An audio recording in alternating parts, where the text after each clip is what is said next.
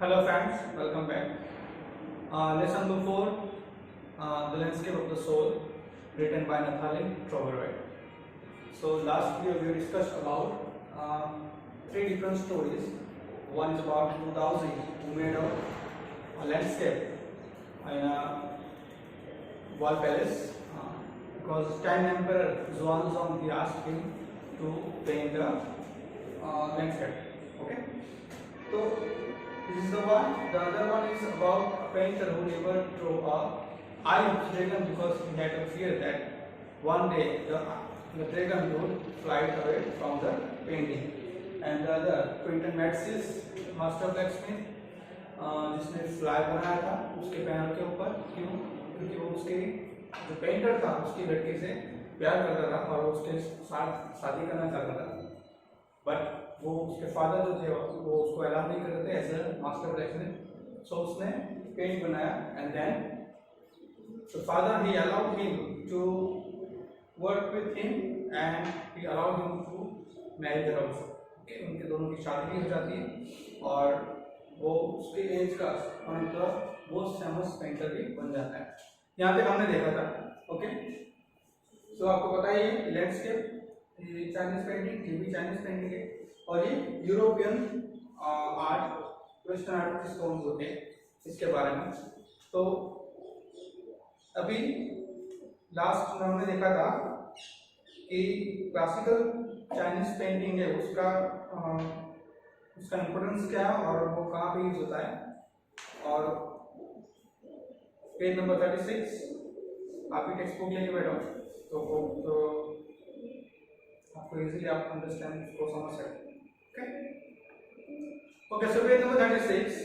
This concept is expressed as feng shui, literally mountain water, which used to gather represent the world landscape. Okay, तो ये जो concept है उसको Chinese जो people है या चाइनीज जो आर्टिस्ट है उसको वो फेंग शुई बोलते हैं. उसका मीनिंग होता है माउंटेन वाटर. ओके, तो माउंटेन वाटर जब एक लैंडस्केप में होता है तो उसको वो बोलते हैं feng shui. So this concept is expressed as feng shui, literally mountain water. As feng shui का मीनिंग होता है mountain water, which used together represent the world landscape. More than two elements of an image, this represent two complementary poles. Okay, तो landscape जो picture होता है हमें उसमें बहुत सारे एलिमेंट्स होता है, लेकिन उसमें दो एलिमेंट्स जो होते हैं वो सबसे ज़्यादा इंपॉर्टेंट होते हैं. वो होते हैं एक माउंटेन और दूसरा होता है water. This represent two complementary poles reflecting the Taoist view of the universe. Okay, Taoist मतलब Daozi. तो Taoist का जो व्यू है यूनिवर्स के सामने वो रिफ्लेक्ट करता है उनका जो कंसेप्ट है फेंग शुई का वो. The mountain is yang. Okay, तो चाइना में चाइनीज आप बोल सकते हो उसमें माउंटेन को yang बोला गया है. Okay, reaching vertically towards heaven, जो एकदम वर्टिकली खड़ा है, सीधा खड़ा है टुवर्ड्स हेवन, हेवन की तरफ, ऊपर आकाश की तरफ. तो ये जो yang है उसका मतलब है माउंटेन जो एसोसिएट करता है हेवन के साथ. Okay, yang is associated with heaven जिसको हम माउंटेन बोलते हैं.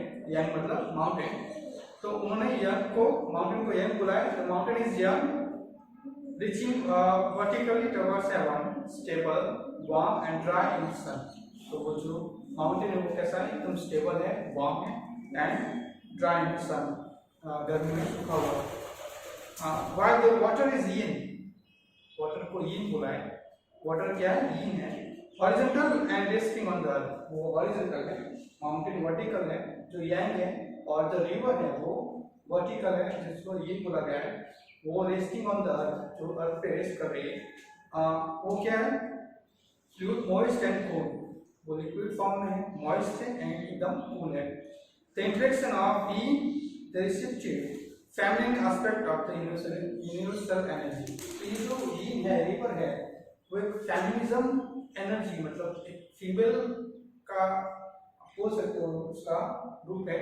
तो वो फेमिनिन एस्पेक्ट को प्रेजेंट करती है इन यूनिवर्सल एनर्जी.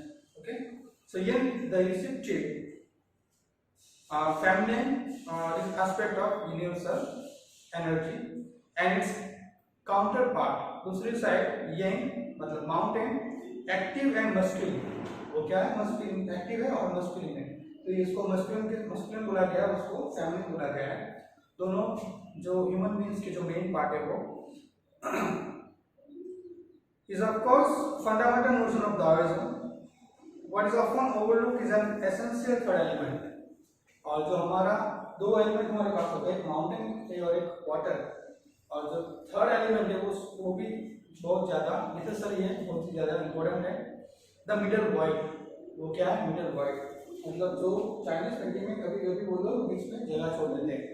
ओके, तो माउंटेन और वाटर, हेवन और अर्थ, उसको अर्थ के साथ एसोसिएट किया है, इसको हेवन के साथ, माउंटेन को हेवन के साथ और रिवर को अर्थ के साथ। हेवन और अर्थ के बीच में जो एम्प्टी स्पेस है, मिडल वॉइड है, वहां पे थर्ड एलिमेंट जो ह्यूमन बीइंग है उसको बुलाया गया है। तो the middle void where there interaction take place. एक तीसरा जो एलिमेंट है, जो मिडल वॉइड है, जो खाली जगह है, जो एम्प्टीनेस है, जहाँ पे अर्थ, हेवन और अर्थ या तो फिर यंग और यिन का इंटरेक्शन होता है, मिलन होता है। This can be compared with the yogic practice of pranayama. और आपको आप जो एम्प्टी स्पेस है उसको आप हासिल कर सकते हो कैसे? प्राणायाम से। ये तो बहुत ही फेमस है प्राणायाम हमारे इंडिया में। So this can be compared with the yogic practice of pranayama. आप प्राणायाम को उसके साथ कंपेयर कर सकते हैं, जैसे कि breathe in, breathe out and retain. Okay, तो ब्रीथ इन करते हैं, सांस लेते हैं, थोड़ी देर रुकते हैं और फिर सांस छोड़ते हैं। वैसे ही यहाँ पे माउंटेन, रिवर और वाटर और बीच में जो होती है, जो हम रिटेन करते हैं, जो सांस रोकते हैं, उसको बोला गया है एम्प्टीनेस को। ओके, मिडल वॉइड जिसको हम बोलते हैं। तो यहाँ पे मिडल वॉइड को जो एम्प्टीनेस, जो खाली जगह है, उसके साथ कंपैरिजन किया उन्होंने। So the middle void where the interaction takes place, this can be compared with the yogic practice pranayama, breathe in, retain and breathe out. The suspension of breath is void where meditation occurs. तो जो emptiness, जो खाली जगह है, जहाँ पे हम सांस रोकते हैं, तो वो टाइम पे हम मेडिटेशन करते हैं, हमारा ध्यान लगाते हैं। The middle void is essential, nothing can happen without it. Middle void जो एम्प्टीनेस, जो खाली जगह वहाँ पे है, वो बहुत ही एसेंशियल, बहुत ही नेसेसरी है, बहुत ही जरूरी है। Nothing can happen without, क्योंकि उसके बिना हम कुछ भी नहीं कर सकते। Hence, so the importance of the wide unpainted space in Chinese landscape. तो उतना ही जितना मिडल वर्ड का इंपोर्टेंस है, उतना ही इंपोर्टेंस चाइनीज पेंटिंग में जो खाली जगह यहाँ पे वाइट स्पेस छोड़ा गया है, तो उनका इंपोर्टेंस उतना ही है। ओके, जहाँ पे आप उसको आप बोल सकते हो, वहाँ पे आप ध्यान लगा सकते हो वहाँ पे पिक्चर में। So the importance of white unpainted space in Chinese landscape. This is also where man finds a fundamental role in that space between heaven and earth. तो यहाँ पे एक माइंड, जो मैन ह्यूमन बीइंग्स है, उनका बहुत ही important role वहाँ पे होता है in that space between heaven and earth. तो between heaven and earth, heaven और अर्थ के बीच में जो खाली जगह है, वहाँ पे ह्यूमन बीइंग्स की बहुत ही ज़्यादा इम्पोर्टेंस है।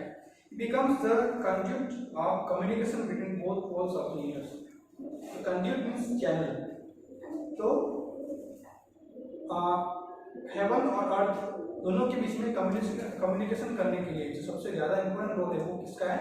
ह्यूमन बीइंग का है। तो यहाँ पे लिखा है कि he becomes the conduit of communication between both poles of the universe. His presence is essential, उसका प्रेजेंस बहुत ही जरूरी है। Even if it's honest state far from being lost और oppressed by the lofty peaks, उसका importance बहुत ही ज्यादा जरूरी है। भले उसको आप हम ह्यूमन्स को ज्यादा इंपोर्टेंस नहीं देते लैंडस्केप में। ओके, ज्यादा हम ह्यूमन्स को लैंडस्केप में जरूरी नहीं, क्योंकि वो कभी कभी माउंटेन के पीछे, ऐसा लिखा है मैंने आपको कि they are oppressed by the lofty peaks. Lofty means high peaks, peaks मतलब माउंटेन्स, ऑप्रेस्ड मींस हिडन। तो कभी कभी वो हाइड हो जाते हैं माउंटेन के पीछे, फिर भी उनका बहुत ही ज्यादा इंपॉर्टेंट है। He is in Francois Cheng's wonderful expression. तो Francois Cheng जो चाइनीज पर्सन है, उसमें एक एक्सप्रेशन, उसने एक सेंटेंस बोला है। क्या बोला है? ह्यूमन बीइंग के बारे में, the I of the landscape. तो जो ह्यूमन बीइंग्स है वो कौन है? आई ऑफ द लैंडस्केप। ओके, तो यहाँ पे एक जो पार्ट था वो वहाँ पे एक पार्ट यहाँ वन पार्ट यहाँ पे फिनिश होता है। यहाँ पे नीचे लिखा है except from landscape of the soul. ये जो हमारा जो लेसन है, लेसन नंबर 4, वो कहाँ से लिया है, छोटा सा पार्ट है उसका, landscape of the soul, ethics and spiritually in Chinese painting slightly edited. तो ये एक्सेप्ट है, कहाँ से लिया है, landscape of the soul, ethics and spiritually in Chinese painting. Okay, तो यहाँ तक आप क्लियर हो गया, आपको कोई प्रॉब्लम नहीं होगी आई होप। अभी जो नेक्स्ट दूसरा जो पार्ट है हमारा, उसमें एक आर्टिकल है जो वृंदा सूरी ने लिखा है, Hindustan times 2005। Okay, Hindustan times में ये आर्टिकल छपा था। कब छपा था? 28 अगस्त 2005, पेज नंबर 36, पेज नंबर 37। इसमें एक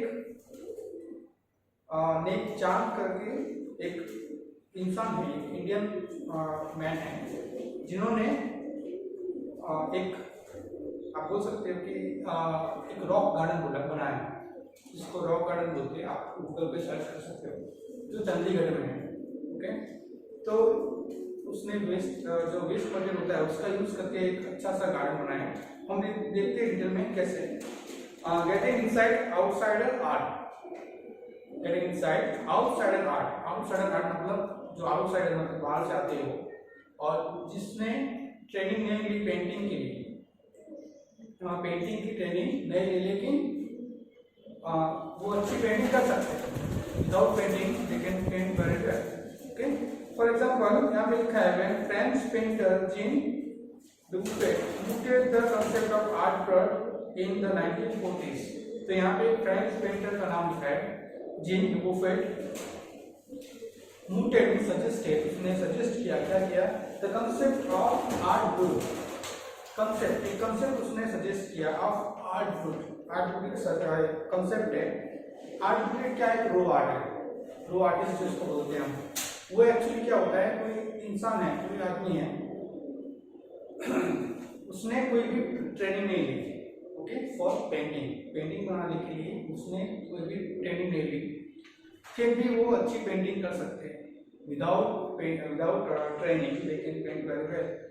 तो उसको हम आर्ट बुक बोलेंगे, या तो फिर रो आर्ट बोलेंगे, या तो फिर आउटसाइडर आर्ट बोलेंगे। तो उन्होंने एक कंसेप्ट बाहर निकाला जीन डुबुफेट ने in the 1940s। The art of the untrained visionary was a minority interest. जो अनट्रेन्ड आर्टिस्ट है उसके लिए from its almost very beginnings outsider art has gradually become the fastest growing area of interest in contemporary art internationally। तो उनका जो concept था वो शुरुआत में, okay, from the it almost very beginnings, very मतलब अनक्लियर, कुछ इतनी अच्छी है तो फिर इतनी क्लियर बिगिनिंग्स नहीं थी उसकी, किसको पता नहीं था उसके बारे में बिगिनिंग में। आउटसाइडर आर्ट, जो आउटसाइडर आर्ट का जो कंसेप्ट था वो has gradually become fastest growing, बाद में वो एकदम से फास्टेस्ट ग्रोइंग कंसेप्ट हो गया all over the world, okay, internationally. This genre is described as the art of those who have no right to be artists, as they have received no formal painting training. This genre, this style, this outsider art, this concept of this style is described as the art of those who have no right to be artists, as they have received no formal painting। उसके लिए जिसने formal painting के लिए training नहीं ली, formal training नहीं ली, yet show talent and artistic insight। फिर भी वो लोग उनका टैलेंट दिखाते हैं अपने आर्ट में, अपनी पेंटिंग में, एंड आर्टिस्टिक इंसाइट। ओके, वो जो पीपल है, जो वो लोग हैं जिसने फॉर्मल ट्रेनिंग नहीं ली, फिर भी वो लोग अपना आर्ट बखूबी निभाते हैं। yet show talent, वो अपना टैलेंट दिखाते हैं आर्ट में, उसको आउटसाइडर आर्ट बोलेंगे, या तो फिर आर्ट ब्रेड बोलेंगे। Their works are similarly in contrast to a lot of mainstream offerings। Around the time Dubufet was propounding his concept in India, an untutored genius was creating paradise। अभी जो main person हमारा है जिसके बारे में बात करने जा रहे हैं उसकी बात हो रही है अभी। Around the time Dubufet was propounding his concept, जब वो अपना जो कंसेप्ट था वो दुनिया के सामने रख रहे थे, जो जीन डुबुफेट वो थे, वो तभी इंडिया का एक आदमी था, वो जंगल को साफ करके, मतलब जो झाड़ियाँ थी वो उसको क्लीन करके वो एक गार्डन बना रहा था। ओके, एक पैराडाइज बना था, हेवन बना रहा था। So an untutored genius was creating paradise. एक आदमी था जिसने मतलब ट्रेनिंग नहीं ली, वो पैराडाइज बना रहा था। कैसे? Years ago, the title patch of the jungle that he began cleaning to make himself a garden sculptured with stone and recycled materials known to the world today as rock garden at Chandigarh. So years ago, काफी साल पहले उसने क्या किया, जो forest था उसने धीरे धीरे क्लीन करना शुरू किया, जंगल को क्लीन करना शुरू किया, और वो एक गार्डन बना रहा था। और वो किससे बना रहा था? स्कल्पचर्ड विद स्टोन, पत्थर से, एंड रिसाइकल मटेरियल, जो रिसाइकल मटेरियल था उसका यूज करके वो एक बड़ा सा गार्डन बना रहा था। Is known to the world today as the rock garden, जो आज पूरी दुनिया में rock as a rock garden famous है। वो भी कहाँ पे है? Chandigarh. Okay, so to make himself garden was sculptured with stone, recycled material is known to the world today as a rock garden in Chandigarh.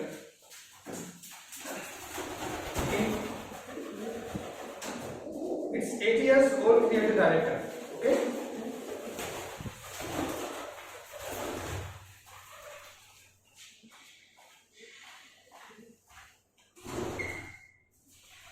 So it's 80-year-old creator or director Nick Chan.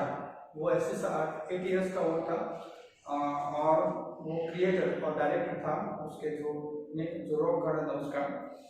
Nick Chan, उसका नाम था Nick Chan, is now hailed as India's biggest contributor to outsider art. जो अभी India's biggest contributor to outsider art, जो outsider art का जो concept था उसमें सबसे ज्यादा योगदान उसका है। किसका है? Nick Chan का। Okay, so he is the biggest contributor in the outsider art concept. The 50th issue, spring 2005. Of Raw Vision, a UK-based magazine pioneered rock garden sculpture in outsider art publications, features Nick Chan and his rock garden sculpture "Women by a Waterfall" on his anniversary issues cover. तो एक 50th issue spring 2005 में उसका एक raw vision करके एक magazine है, UK based magazine, उसमें उसका जो एनिवर्सरी मतलब एनुअल उसका जो इश्यू कवर होता है या फिर जो बुक्स होती है, मैगजीन होती है, उसमें उन्होंने एक आर्टिकल छपाया था। और वो किसके ऊपर था? नीक चांद के ऊपर, वो जो रॉक गार्डन था उसके ऊपर था 2005 में। सो रॉ विजन एक मैगजीन का नाम है, यूके बेस्ड मैगजीन है। सो पायनियर मतलब उसने पब्लिश किया in outsider art publications, features Nek Chand and his rock garden sculpture. Nek Chand को और उसका जो गार्डन था उसको उसने पब्लिश किया by Women by the Waterfall on his anniversary issues cover. The notion of artwork, notion means idea, notion of artwork or raw art was of works that were in their raw state as regard cultural and artistic influences. तो artwork या रो art जो concept है उसमें क्या होता है, मैंने जैसे आपको पहले बताया था, वही एक रो आर्टिस्ट होता है जिसको फॉर्मल ट्रेनिंग नहीं मिली, फिर भी वो अच्छे आर्ट कर सकता है, फिर भी वो अपना टैलेंट दिखा सकता है। So the notion of artwork और raw art was of work that were in their raw state as regards cultural and artistic influences.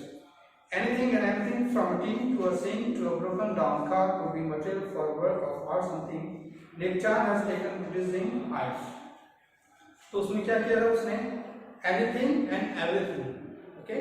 कुछ भी from tea to a sink, छोटा सा दीपा से लेके सिंक जो हम किचन में यूज करते हैं सिंक, तो कोई भी वेस्ट जो मटेरियल होता है उसका यूज करके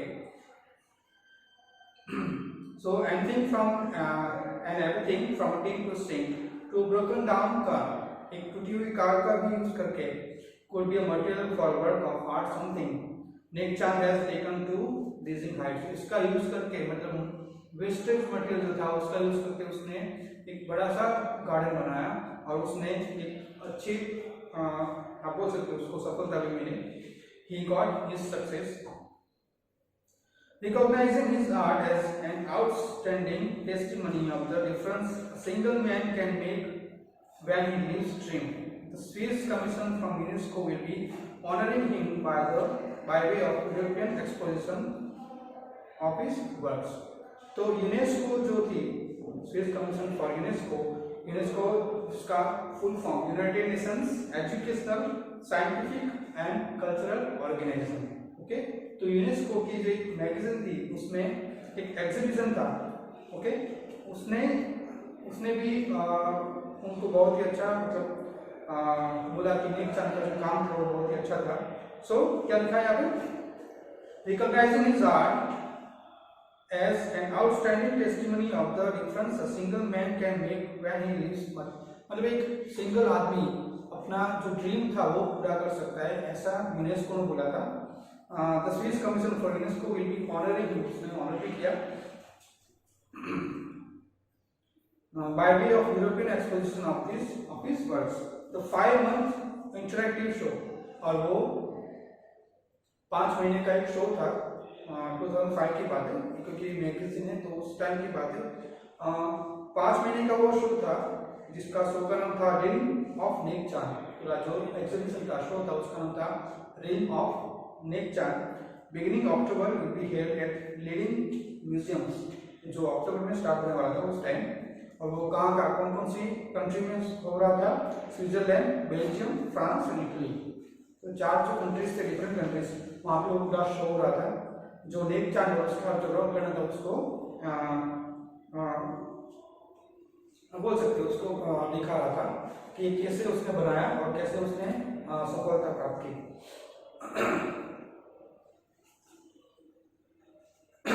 The biggest reward is walking through the garden and seeing people enjoy my creation, नेक चांद says. नेक चांद क्या बोलता है वहाँ पे? The biggest reward is सबसे बड़ा रिवॉर्ड मेरे लिए क्या है? Walking through the garden and seeing people enjoy my creation. Garden से चलना, जो लोग गाड़ी से चलते हैं और उनको देखना कि मेरे बनाए हुए गाड़ी में लोग वो चल रहे हैं, तो ये सबसे ज्यादा रिवॉर्ड होगा मेरे लिए, ऐसा नेक चांद बोलते. सो बिंदा सूरी, हिंदुस्तान टाइम्स, 28 अगस्त 2005. और यहाँ पे आप पेज नंबर 37 पे एक पिक्चर यहाँ पे ड्रॉ की है. तो ऐसे ह्यूमन बीइंग्स का स्टैचू बना के, स्कल्पचर बना के उसने पूरा एक गार्डन बनाया. आई थिंक 18 एकर्स का वो गार्डन है जो चंडीगढ़ में है. और नेक चांद का, अगर नेक चांद के बारे में अगर देखें तो 1924 में उसका बॉर्न हुआ था, 1924 में. और दिसंबर 2005 में उनका डेथ हो गया था, जून दिसंबर 2005. ओके, हाँ, दिसंबर 2005 में उनका डेथ हो गया था. तो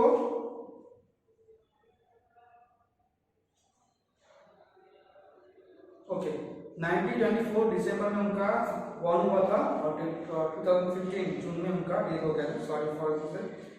and so this is your question number 4, landscape of the soul. Okay, written by Nathalie Tauvere. बहुत ही इजी है समझने के लिए. अगर आप अभी आपको इजी हो जाएगा एकदम, क्योंकि मैंने सब क्लियर कर दिया है. 3 स्टोरीज आपको याद रखना है. ओके, चाइनीज पेंटिंग जिसमें माइंड यूज करना है. ओके, चाइनीज पेंटिंग और यूरोपियन पेंटिंग और यूरोपियन आर्ट, वेस्टर्न आर्ट, उसमें क्या डिफरेंस है वो हमने देखा. उसके बाद नेक चांद के लिए जो उसने जो रॉक गार्डन बनाया था चंडीगढ़ में, उसके बारे में तो अभी ये आपके लिए क्लियर हो गया है. मैं आपको क्वेश्चन आंसर भेज दूंगा, वो आपको अपनी नोटबुक में लिखने और भी लर्न भी करने हैं. आगे के जो क्वेश्चन आंसर मैंने आपको भेजे थे वो भी आपको नोटबुक की बनानी है, उसमें लिखने और साथ साथ लर्न भी करने हैं. Okay, so if you have any query, any question, you can call me anytime. Okay, thank you so much.